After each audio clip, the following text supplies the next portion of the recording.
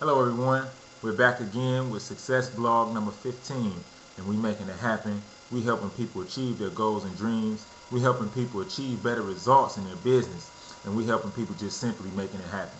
And that's what it's about, making it happen. My name is Rahman Mosby, and today's topic that we're going to touch on is about gratitude. You always want to be in a state of gratitude. Be grateful, because there's a lot of people out here that's complaining every day. They're complaining about the weather. They're complaining about their bills. Everybody want to have something to complain about, but everybody that's complaining have a lot of things that they can be grateful for. That you can start off by being grateful about the opportunity you have to make it happen in life. Second of all, there's a lot of other things you can be grateful of, but when you're in an attitude of gratitude, you attract more. Just look at the lives of the people that's complaining every day. Look at what they have. It's probably a lot of what you don't want. Now look at people that's in a state of gratitude. And see, you got to understand, gratitude builds faith. And faith builds belief, which help you take action.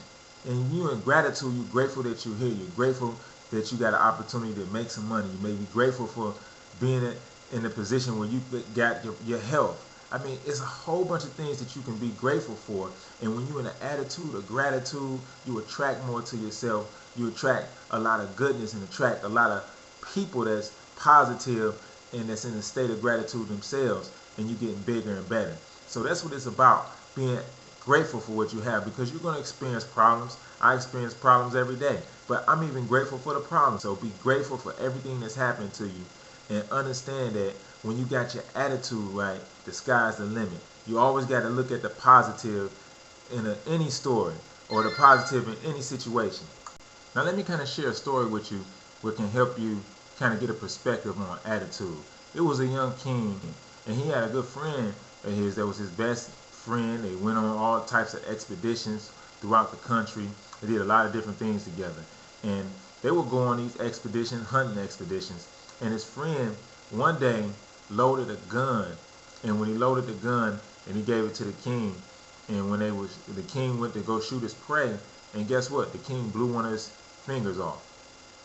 And he found out that the reason why he blew his fingers off was because of his good friend. Now, his good friend, he was called Mr. Positive.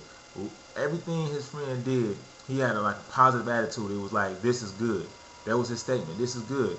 If he had something bad happen to him, this was good. Something good happened to him, that's good. That's what he said.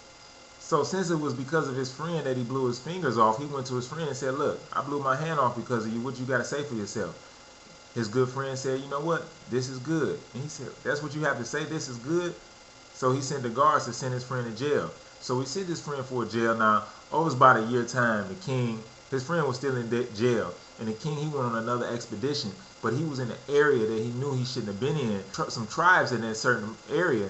And what he didn't know is that they was cannibals. But he knew not to be in that area. So he was captured by the tribe. So the tribe sent him and pinned him up. And they was going to, send him to the stake to die. And they was going to, sacrifice him to eat him, because they was cannibals. Now, before they was going to roast him, they discovered that one of his fingers was blew off. And these people, they were superstitious, and they didn't eat anything that wasn't whole. So they said he wasn't whole, so they let him go. So now the king went back to his good friend, and he said, you know what? I wronged you. I sent you to jail for over a year for making a mistake. I apologize because you've been in jail for all this time, and it was only because of me, because I sent you to jail. And you didn't really know. You didn't do it on purpose. So his friend said, you know what, this is good. So the king was kind of confused, like, what? This is good? I sent you to jail for a year. You didn't see your family for a year. You couldn't have fun for a year. I mean, you had to eat food that nobody would want to eat for a year. How is that good? But his friend said, look, this is good. Why? Because if you hadn't got shot, you would have never sent me to jail. Now, if I would have never been in jail, we would have been on an expedition together, and we both would have been ate up because you would have been whole. So the key is, you always want to have a great attitude and understand that things happen for a reason. And every time you experience obstacles, you get better.